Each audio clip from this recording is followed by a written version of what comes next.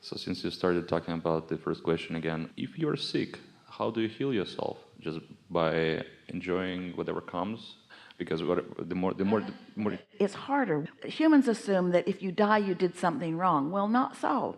You intended to have various lengths of life experience. And they also assume even that if you get sick, you did something wrong, when really that's a really lovely and often very fast way into the transition, which is that open-ended, open door thing that many of you are looking for. Just because you're sick, or just because you are dying, or just because you died, those words aren't even real, doesn't mean that anything went wrong. It's the natural cycle of things. So no need to heal. Say again? So no need to heal. Well, if you want to, of course, because sometimes in the contrast of sickness, you launch this rocket of really realizing that you have more that you want to do, and more you want to do here in this body, and you want to realize more of the momentum of the things that you've put into this vortex. You get to choose that, and you get to choose it from your now physical perspective. Jerry got sick and he made his transition, and he said to Esther, you know, this could go a number of ways. This could take me out, or we could figure something out. The doctors can figure something out and I'll stick around for a while, or I could just have a spontaneous healing. He said, and all of it's all right with me. And Esther thought, really? All of that's all right with you?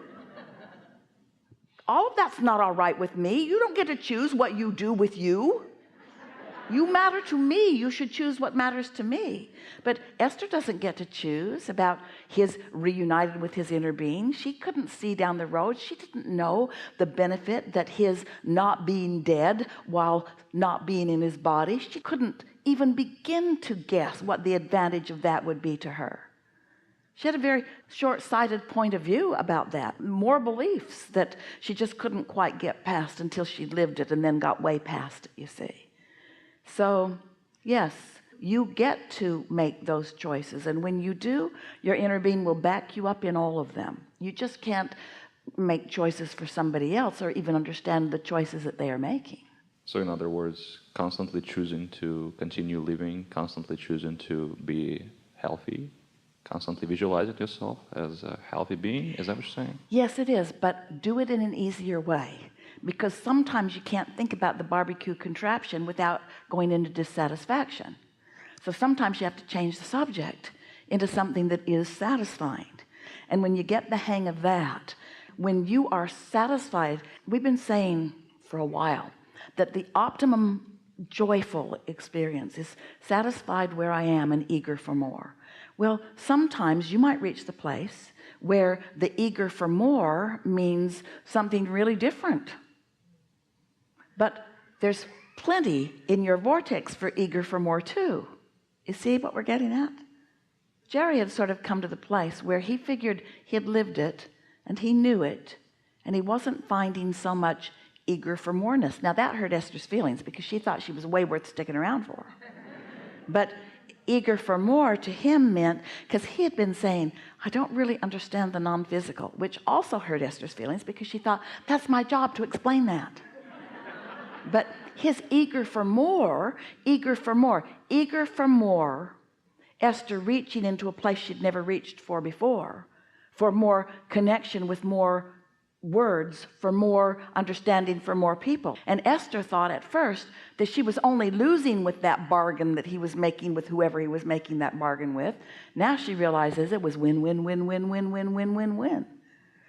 And so we've been saying for a while, you got to get over that death thing, because there isn't any. And most people are so dissatisfied with the idea of the inevitable that they never really let themselves live. Most people are so guarded and worried, that could kill you, that could kill you, you know, that could kill you, that could kill you. People don't let themselves really go into places that they want to go because they're fearful of something that really doesn't even exist. No, I understand of the concept of letting go of fear of death, but I'm still not understanding how to heal if you still want to continue living. By accepting that the cells of your body know what to do to stay in balance, and they are constantly, trillions of them, consciousness, asking their source for revitalization and renewal. So as your cells ask and you are unsatisfied or complaining or worried, you're offering a vibration into the equation that keeps those circuits from being open enough for the healing to take place. But if you are off the subject that's bothering you and focused upon anything and everything that is satisfying, then you're allowing the circuits to be open. So the cells are asking, the circuits are open, source is answering, and well-being becomes your experience.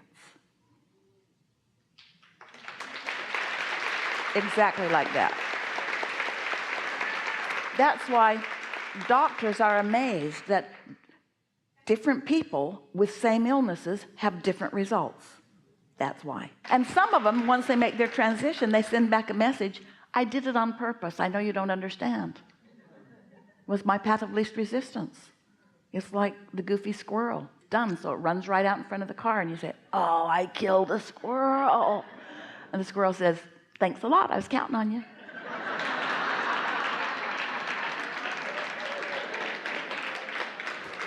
Enough? Really good. Yeah, really good.